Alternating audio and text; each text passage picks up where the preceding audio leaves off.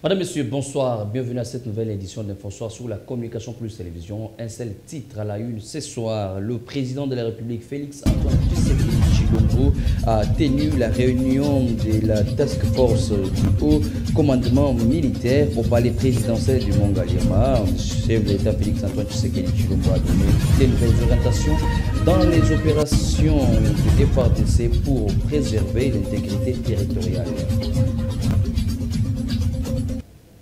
Une fois de plus, bonsoir et merci de nous avoir choisi pour vous informer. Madame, Messieurs, dans l'actualité, vous le savez également, la République démocratique du Congo est agressée dans sa partie orientale. Il n'y a pas seulement le Rwanda, il y a également l'Ouganda.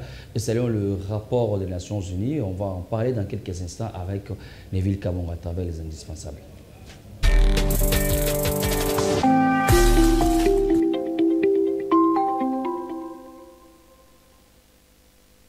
Kabongo, bonsoir et bienvenue. Merci beaucoup, Christian. Qu'est-ce qu'on peut retenir de ces nouveaux rapports rendus publics par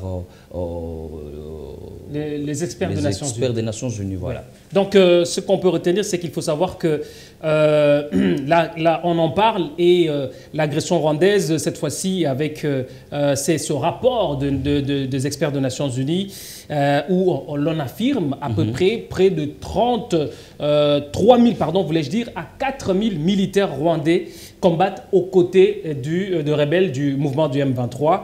C'est un énième rapport des experts qui vient attester visiblement que le Rwanda soutient le M23. Parce que ce rapport, Christian, on doit le savoir, c'est qu'il est bien notifié qu'il y a dans certaines circonstances, le commandement des opérations du M23 sont contrôlés et dictés par l'armée rwandaise. Okay. Donc ça prouve à suffisance que derrière cette montée en puissance qu'on constate ces derniers temps au niveau de l'Est du M23, on constate que derrière, il y a à peu près des troupes rwandaises qui sont derrière et qui sont même au commandement de ces opérations. Ce qui est quand même surprenant est qu'on présente tous ces rapports par les experts qui sont d'ailleurs de la communauté internationale. Pourquoi ne pas directement attaquer ou sanctionner le Rwanda qui en est l'auteur et qui d'ailleurs, comme l'atteste de ces rapports, n'évolue pas seul, il est maintenant associé avec l'Ouganda. Pourquoi ne pas les sanctionner directement?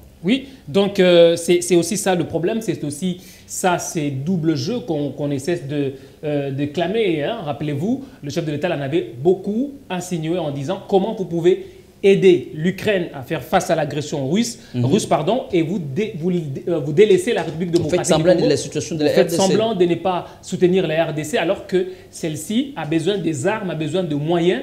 Vous refusez en évoquant, en se limitant simplement à condamner le Rwanda au lieu d'aller même au fond du sujet, parce qu'on se rappelle que malgré la condamnation, il y a toujours certains pays de la communauté internationale qui continuent à faire des affaires avec le Rwanda sur le domaine économique, voire même sécuritaire, en apportant de l'aide au Rwanda. Alors, ce qu'il faut savoir, vous l'avez peut-être épinglé, Christian, c'est que dans ce rapport, on atteste aussi cette fois-ci la présence du soutien, on peut dire ainsi, de l'Ouganda, chose que Yoweri Museveni. Ouais, chose que l'Ouganda, Kampala a toujours nié depuis si belle lurette qu'il n'a jamais apporté de soutien au M23. Mais selon ce rapport, il est vraiment avéré que certains hauts dignitaires du M23, du mouvement du 23 mars, qu'on aime toujours appeler, bon, c'est connu, M23. Traverse la frontière entre la RDC et l'Ouganda pour tenir des réunions stratégiques. Et ils sont laissés comme ça sans être inquiétés. Voilà, sans être inquiétés par l'Ouganda. Ceci prouve à suffisance que derrière, parfois, les stratégies... C'est d'ailleurs dans cette situation...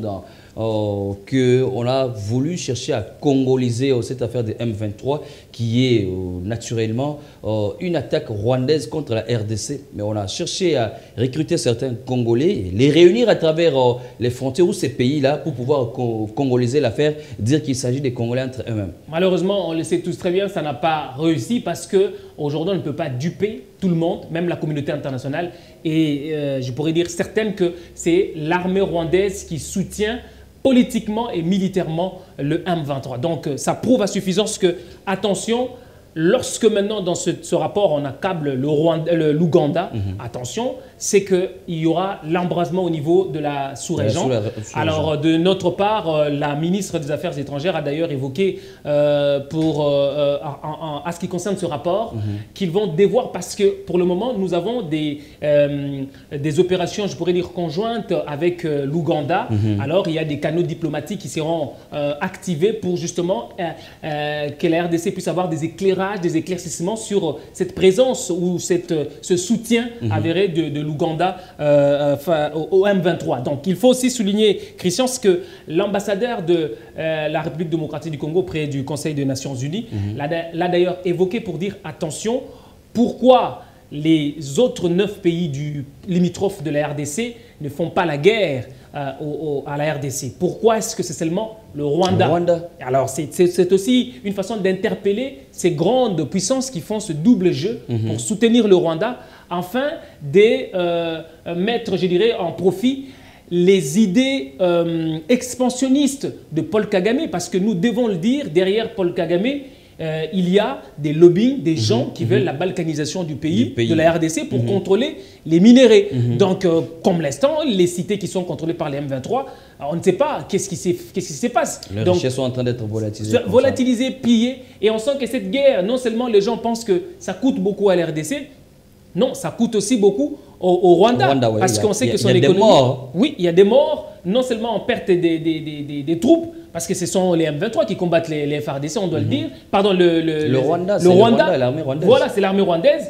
Mais aussi en termes économiques, puisque avec la guerre, le Rwanda ne bénéficie pas non plus de tout ce qui sortait du Congo pour aller enrichir ses industries. En termes de commercialisation. Voilà, donc on sent que même pour ces industries sur les minéraux stratégiques, on sent qu'il y a une difficulté énorme d'approvisionnement. Donc on sent que c'est comme ça que le Rwanda cherche à tout prix à vouloir aller plus vite, conquérir plus de territoire, parce qu'il s'est dit, attention, je risque de ne pas, mon économie risque de tomber. Donc là encore, l'ambassadeur l'a rappelé et a interpellé la communauté internationale de cesser avec ce double jeu et d'aider la République démocratique du Congo à se défendre face à l'agression rwandaise. Si vous pouvez nous permettre, Christian, on va devoir suivre notre ambassadeur au niveau du Conseil de sécurité des Nations Unies. L'ambassadeur congolais au niveau du Conseil de sécurité des Nations Unies, on va suivre l'extrait de son speech en rapport avec la situation sécuritaire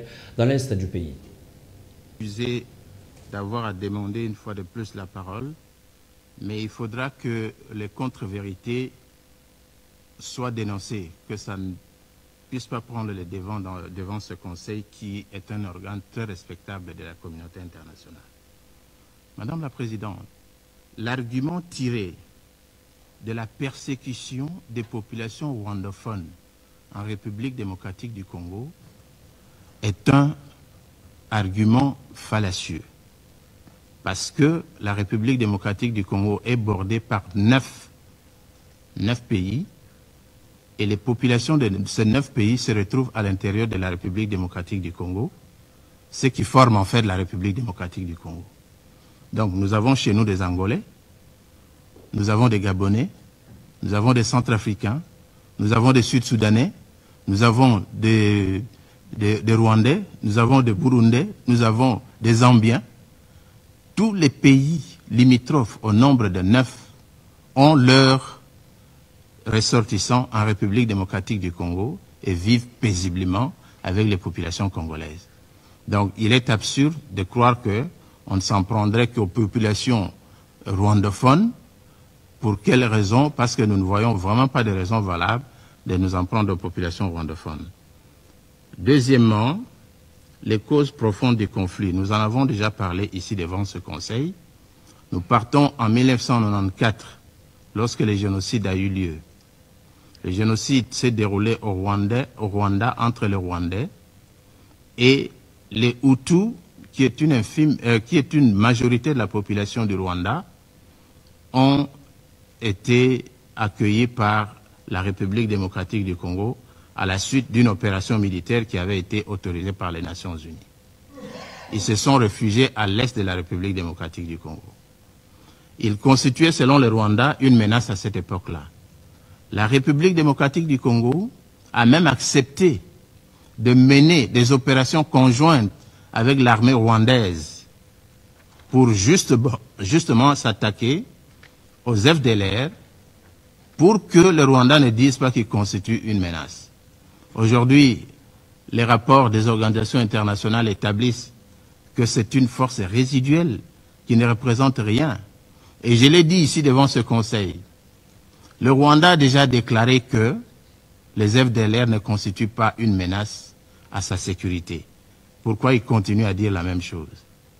Et enfin, Madame la Présidente, en ce qui concerne justement le soutien à Samir Dessé, nous pensons que c'est tout à fait normal que nous puissions demander ce soutien et que la SADC puisse intervenir parce que nous avons sur le territoire de notre pays un pays envahisseur.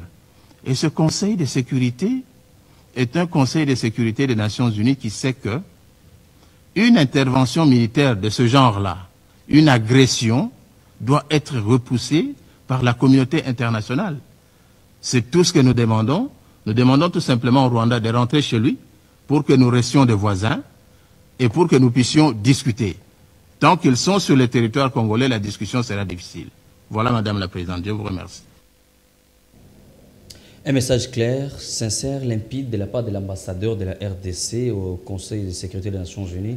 Et déjà, on sent que la RDC a été toujours un pays hospitalier, mais le Rwanda en a abusé. Paul Kagame, c'est un ingrat. C'est un ingrat, on l'a dit bien. Et d'ailleurs, l'ambassadeur a bien circonscrit les circonstances qui ont fait qu'on puisse, nous, recevoir les réfugiés rwandais, mais qui aujourd'hui, nous sommes payés par un monnaie de singe, pour ne pas le dire ainsi, parce qu'aujourd'hui, nous sommes attaqués par le Rwanda, à qui hier nous avons proposer notre hospitalité en recevant les réfugiés qui venaient. Et pourtant, on a tous les autres pays voisins, on vit bien avec, et même on sait qu'ils ne sont pas limitrophes de la RDC, et on voit ceux qui sont même de l'Afrique de l'Ouest ou de l'Est, qui vivent ici tranquillement, sans problème.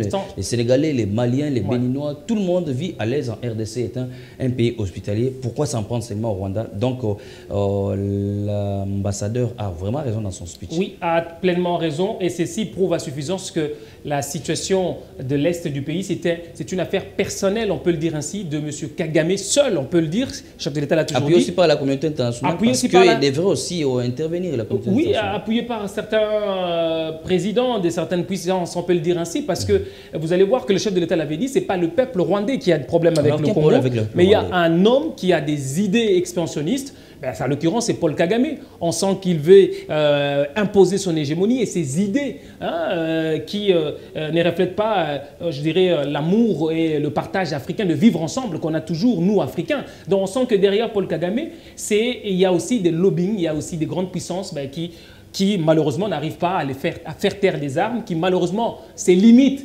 à appeler Paul Kagame à la retenue, mais malheureusement, on laisse leur chien faire ce qu'il veut faire, permettez les termes, c'est-à-dire qu'il est capable d'aller contre-courant, contre même les appels des Occidentaux, pour leur dire, mais Paul Kagame, retirez les troupes du sol congolais, mais malheureusement, l'homme maintient ses décisions et veut mordicus récupérer, on peut le dire ici, si on voit ces idées, récupérer les terres au Congo. C'est ça, c'est qu'on peut le dire. Donc, Christian, on sent que... Les FARDC ne vont pas croiser les bras, ils ne vont pas permettre ça. Ne vont pas permettre cela. C'est comme ça que derrière aussi, un homme comme Paul Kagame, il faut y avoir un autre aussi plus capable et déterminé à pouvoir faire basculer les choses. C'est en l'occurrence le président de la République. Parce qu'on le sent, oui, le président de la République, Félix Tshisekedi, on le sent derrière sa diplomatie. Aujourd'hui, le Rwanda est condamné. Alors qu'il y a si belle urette. Ça, au moins, il faut féliciter parce qu'avant le régime Tshisekedi, on ne parlait même pas de l'agression rwandaise. On ne citait même pas Paul Kagame. Vous le savez, c'était difficile de parler de lui. Donc, c'est le chef de l'État, pour le dire, Félix Tshisekedi, qui avait cité nommément son nom pour dire, bah, attention, c'est lui qui est derrière l'agression rwandaise. Et aujourd'hui, c'est le résultat, on peut le dire ainsi, si nous avons de la parole aujourd'hui, si on parle et si nous faisons fléchir en fait cette communauté internationale, et c'est grâce à la diplomatie du président de la République. Et maintenant, on espère que cette diplomatie va s'actionner et on arrivera à faire taire les armes et à dissuader Paul Kagame de laisser ses idées expansionnistes. Merci Neville Kabongo. Merci beaucoup Christian. Pour toutes ces précisions. Madame, Messieurs, nous poursuivons cette édition. Comme nous l'avons annoncé, le chef d'État Félix Antoine Tshisekedi Tshilombo a présidé hier lundi au palais présidentiel de Mongaliema la deuxième réunion de la Task Force du Haut Commandement militaire. Cette réunion succédait à celle du vendredi 5 juillet dernier. Outre le Haut Commandement militaire, cette rencontre a réuni le vice-premier ministre chargé de la Défense, ancien combattant, et le ministre des Finances, le directeur des cabinets du président de la République, les responsables des services de sécurité et certains conseillers du chef de l'État pour évaluer la situation militaire et sécuritaire dans l'Est de la République démocratique du Congo. Au cours de cette réunion, le commandant suprême des forces armées de la RDC et de la police nationale congolaise a défini les orientations à suivre et a donné l'ordre au haut commandement militaire d'exécuter les mesures décidées pour préserver l'intégralité de la République démocratique du Congo. Parlons de l'agression rwandaise au cours de cette édition. La ministre des Affaires étrangères, Thérèse Kayikwamba, a, lors d'un briefing de presse, fait une mise au point sur un prétendu dialogue entre Kinshasa et Kigali à Zanzibar. Pour elle, la RDC et le Rwanda ne se verront que dans le cadre de l'accord de Luanda. Suivez. L'occasion d'y répondre, de répondre à cette polémique directement. Je pense qu'elle a dominé trop longtemps nos débats. Alors, je vais d'abord rappeler le contexte exact de cette rencontre à Zanzibar. Il s'agissait d'une retraite ministérielle entre les États membres de la East African Community. Il ne s'agissait pas d'une rencontre dans un cadre décisionnel, mais une retraite de réflexion qui portait sur plusieurs sujets. Pas uniquement la question de l'Est de la République démocratique du Congo, mais même la mise en œuvre de différents instruments de la East African Community. Donc déjà là, la communication un peu hâtive de mon homologue rwandais a créé l'impression qu'il s'agissait de toute autre chose. Non, c'était des discussions très larges sur la East African Community. Encore une fois, une retraite et pas un cadre ou une instance décisionnelle. Ce qui était vraiment malheureux, encore une fois, c'est le fait que cette communication de mon homologue rwandais ait créé l'impression que nous avions pris quelconque engagement. Nous sommes allés à Zanzibar, d'abord avec de bonnes intentions, des intentions fraternelle vis-à-vis des pays frères que nous allions rencontrer, et nous sommes allés avec un message clair, une position claire qui a toujours été la nôtre.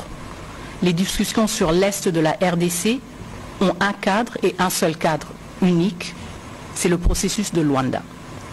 Un processus qui a été mandaté par l'Union africaine, un processus qui a reçu l'aval du Conseil de sécurité des Nations Unies.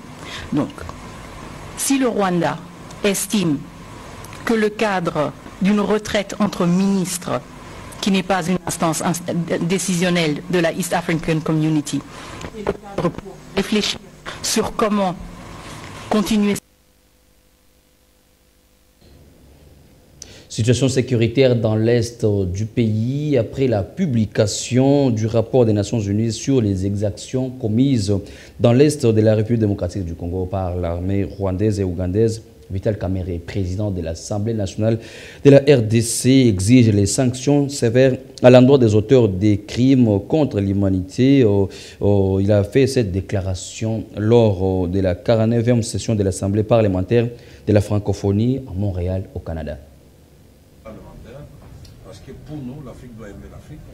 Nous devons éviter l'hypocrisie au moment où nous savons que des pays africains, voisins de la République démocratique du Congo, sont sur le territoire congolais avec leurs troupes et des lances, missiles, comme on l'a dit ce matin sur RFI, avec des armes sophistiquées. Rien que les dernières interventions de ces armées qui soutiennent le mouvement terroristes de M23 ont fait des dégâts évalués par les experts des Nations Unies de plus de 500 000 personnes. Un drame humanitaire. Mais le même rapport des Nations Unies parle de plus de 10 millions de morts dans la République démocratique du Congo. C'est un génocide oublié. Et nous, en tant qu'élus du peuple, dans le cadre de la diplomatie parlementaire, nous avons l'obligation de dire haut et fort notre désapprobation face à ce silence assourdissant de la communauté internationale. Nous engageons l'OIF à travers l'Assemblée parlementaire de la francophonie, hausser les tons et de pousser les pays qui ont une certaine influence sur les agressions de la République démocratique du Congo à prendre non seulement des mesures coercitives contre ces deux pays, mais des sanctions, et de vraies sanctions. Et nous sommes dans la République démocratique du Congo, nous n'avons jamais traversé la frontière ou les frontières communes avec l'Ouganda et le Rwanda, parce que le président de la République, dès son avènement au pouvoir, a prôné la paix et il voit l'Afrique qui est en train de s'élever et marcher et avec comme épicentre la République démocratique du Congo. J'ai dit la locomotive. C'est cela le message de la République démocratique du Congo. Il n'est jamais trop tard pour bien faire. À Kinshasa, la réunion ministérielle de la Commission nationale de contrôle des armes légères et petits calibres a été convoquée lundi 8 juillet au ministère de l'Intérieur. Il était question dans cette réunion de prendre des décisions sur la politique nationale et les priorités sécuritaires de l'heure en matière de la circulation d'armes légères et petits calibres en République démocratique du Congo. C'est le vice-premier ministre, ministre en charge de l'Intérieur, Affaires coutumières et sécurité, Jacquemin Chabani, qui a présidé ces assises d'un jour. Plus de détails dans ce reportage de Maginga Lamouloumé. Bâtiment du ministère de l'Intérieur, Salle Virunga, c'est ici que s'est abrité le double activité, c'est-à-dire la tenue de la réunion ministérielle de la Commission nationale de contrôle des armes légères et petits calibres et des réductions de la violence armée, puis la préparation de la journée internationale de destruction des armes légères et petits calibres. Présidé par le vice-premier ministre, ministre de l'Intérieur, Sécurité, Décentralisation et Affaires coutumières qui dirigeait en sa qualité du président de la réunion ministérielle de la CNC-ALPC, cette réunion a permis aux différents membres du gouvernement de s'imprégner de la Commission nationale de contrôle des armes légères et petits calibres, les opérations déjà réalisées, de leur impact sur la sécurité du pays, des défis majeurs à relever, mais surtout de la feuille de route des activités prévues durant le 100 jours du gouvernement. La situation actuelle sur la lutte contre la circulation illicite des armes légères et de petits calibres menée par le CNC-ALPC, organe technique du gouvernement, démontre clairement qu'il y a des avancées significatives suite aux initiatives visant à combattre la mauvaise gestion des stocks d'armes et munitions sur toute l'étendue du territoire national. Prenant la parole, le secrétaire permanent de la CNC-ALPC, Landry Bissidi Chilombo, a profité de l'occasion pour présenter la Commission nationale des armes légères et petits calibres, surtout dans sa partie stratégie opérationnelle dans la gestion des armes et munitions. Les éléments des FARDC ou de la police nationale, ils sont des acteurs principaux, ils sont en contact directement avec les armes. Donc il n'y a pas de civils, il n'y a pas de non-autorisés qui ont accès à ces services. Mais la CNC n'est qu'une structure de coordination et de conception de la politique nationale. Il a été adopté par le gouvernement de la République 11 piliers majeurs de la RDC, à savoir les cadres légaux, c'est-à-dire renforcer les cadres légaux et les règlements inhérents au cycle de vie complet de la gestion des armes et des munitions. Après cette réunion, la deuxième partie de cette journée était consacrée d'abord aux explications, ensuite la démonstration du marquage d'armes au VPM de l'Intérieur. C'est d'ailleurs la raison de cette visite ici à la base logistique. Restons à la vice-primature en charge de l'Intérieur, affaires coutumières et sécuritaires, où le vice-premier ministre Jacquemin Chabani Luko a eu des échanges avec l'ambassadeur de la Chine en République démocratique du Congo, Zhao Bin. Au menu de leurs échanges, la problématique du renforcement de la coopération en matière de la sécurité entre les deux pays. Ici, de noter que la question de la sécurité des ressortissants chinois vivant en République démocratique du Congo a été soulevée lors de cette entrevue. Et pour sa part, le ministre d'État, ministre du Budget, Aimé Boji Sangara, a lancé hier lundi à Sultani Hotel les travaux des consultations pré-budgétaires de l'exercice 2025.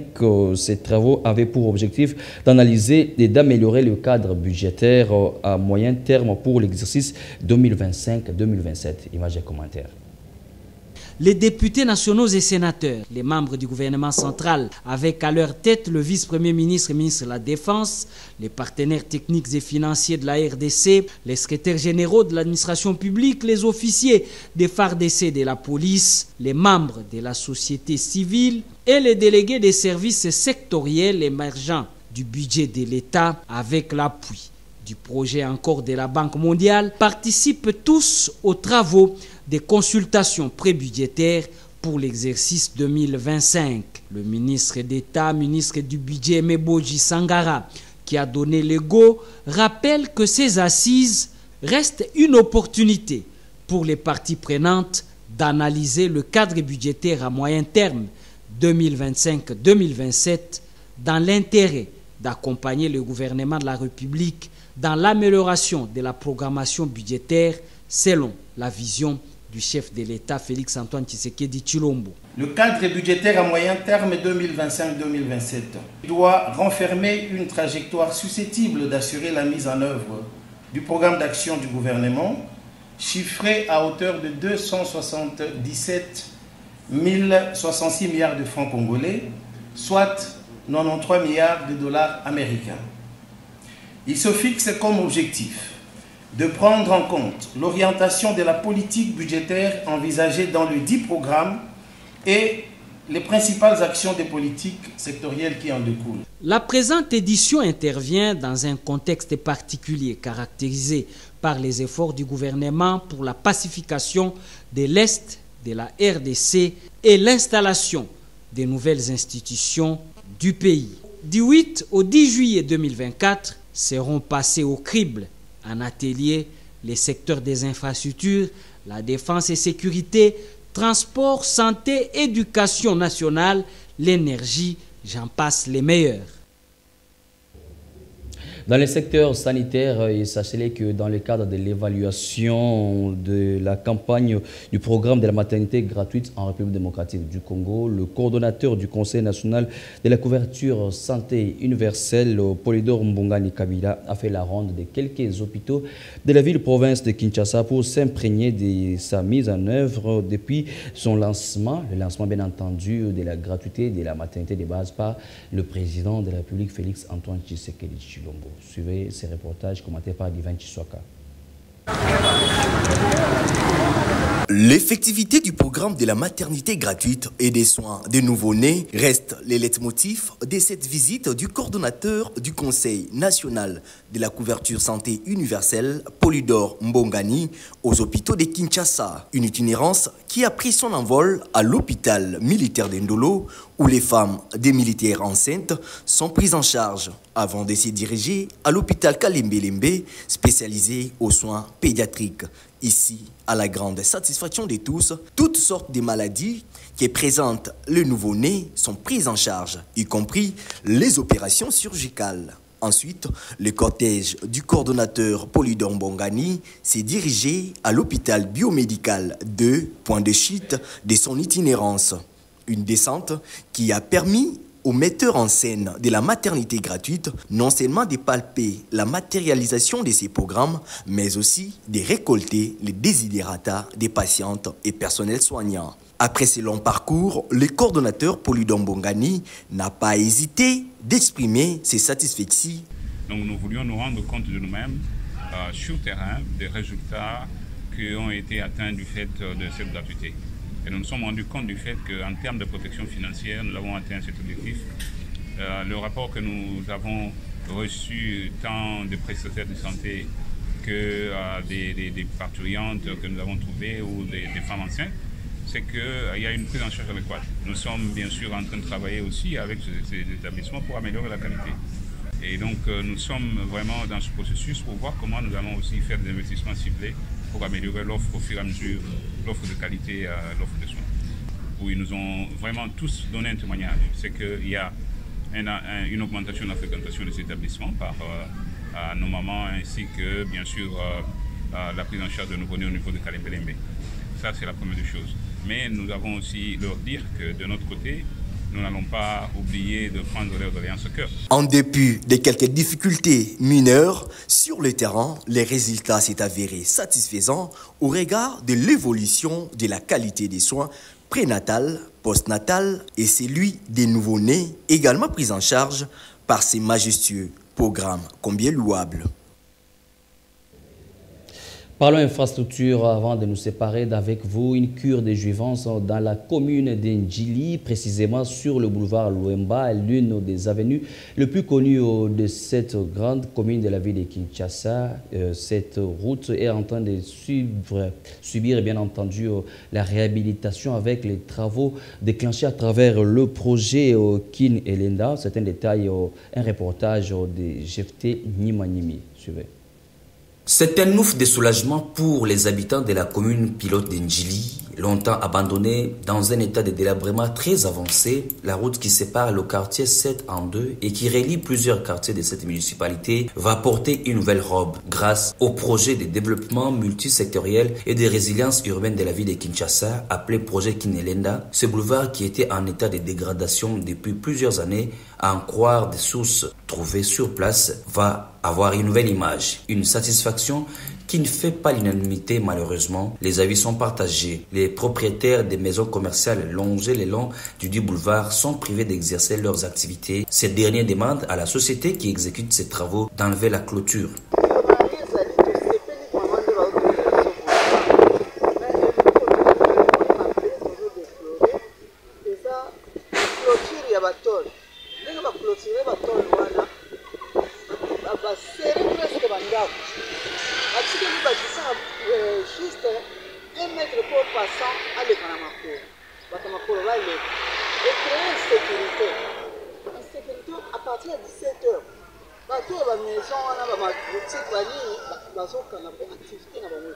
La problématique liée à l'insécurité causée par la clôture des circonstances a été évoquée.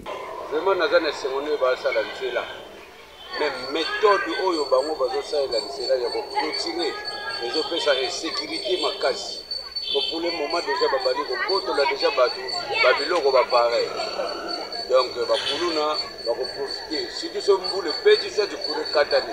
Ba tinel o ba tiki ba pemeni wana pona ba doza très dangereux. Comment ça sera ni awa ba kinelenda yaki pona ko ndamze ba to no se ba kesa awa na mva le mba. À notre grande surprise, on dit que ba ndamze ba ndambo ba ndamze wa moté. Là ba locataire to fika ba ndambo.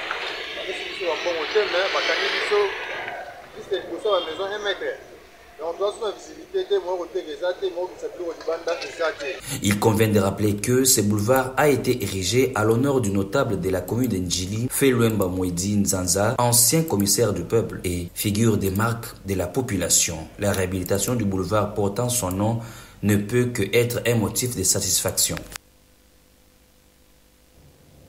Un reportage signé Jefté Nimanimi. Mesdames, Messieurs, place au rappel des titres pour ceux qui ont pris en cours de diffusion. Le président de la République, Félix Antoine Tshisekedi Tshilombo, a présidé une deuxième réunion de la Task Force du Haut Commandement militaire au palais présidentiel de Mongaliema. Félix Tshisekedi a donné de nouvelles orientations dans les opérations des FARDC pour préserver l'intégrité territoriale de la République démocratique du Congo en rapport avec la situation sécuritaire. Merci de nous avoir suivis. Cette édition de la rédaction a porté la signature d'Apollinaire Kassonga, la prise de vue Jacob Kayanda, tandis que la régie finale, c'était l'œuvre de Bondi Mvukulu. Mais pour l'autre côté de l'édition, on a connu l'implication personnelle de Janinga Mansita, assistée par Neville Kabongo. Mesdames, Messieurs, restez branchés pour suivre la suite des programmes sur les antennes de la communication plus télévision. Au revoir.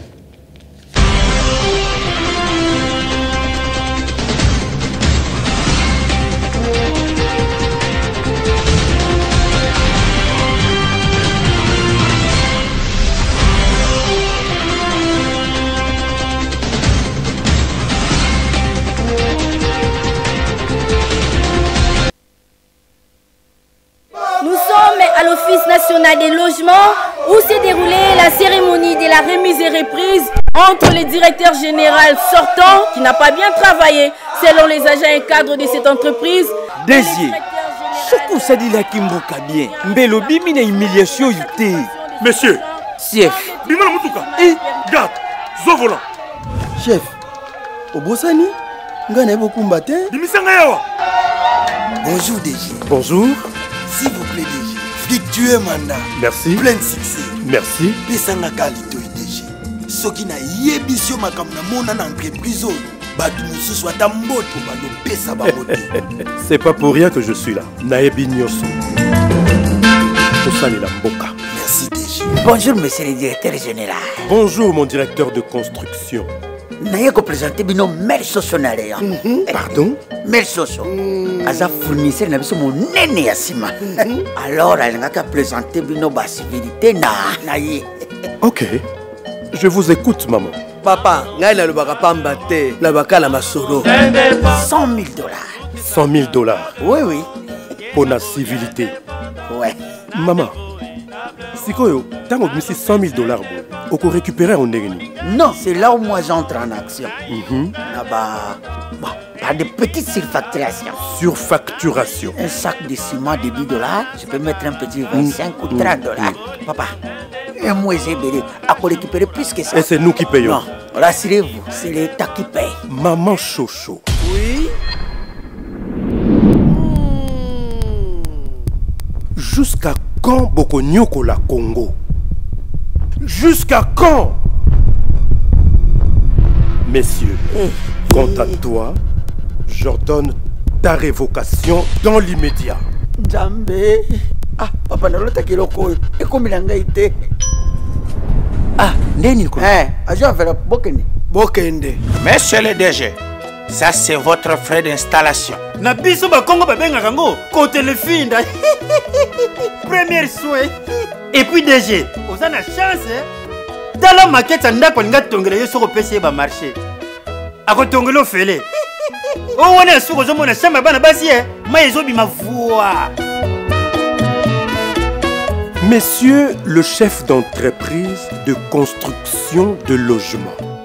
C'est avec ce genre de pratique que vous allez développer le Congo? Monsieur le directeur financier, ce pays n'a plus besoin des vautours comme vous. Tu es viré. Ah, chef! Ngamu tuna yeli okopa bien boye. Soki eza muki azana mbongo na ye abakisa. Ani husu.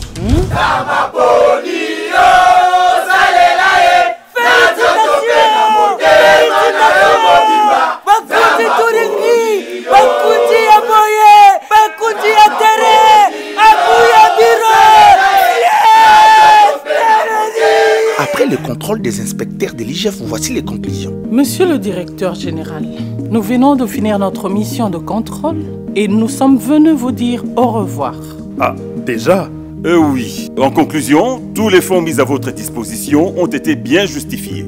Nous vous félicitons pour votre bonne gouvernance. Merci beaucoup. Je reste à votre entière disposition pour d'autres missions de contrôle. Sont nommés ministres. Ministre de Logement, Monsieur Bokabela Bodo Rock. Ministre des Affaires sociales. Tala Muninga, amati Soko saki musala malamu, mbelo matiti. Oya ko vandela nga na chômage bo. Ministre des Hypertendus. Nyongi Monsieur Jean-Marie. Yo nyonga. Ngaki Kosi. Yo ndengo nyongi sa mboka. Yango mboka pe nyongi si. Zwa mayele. Message de l'inspection générale des finances.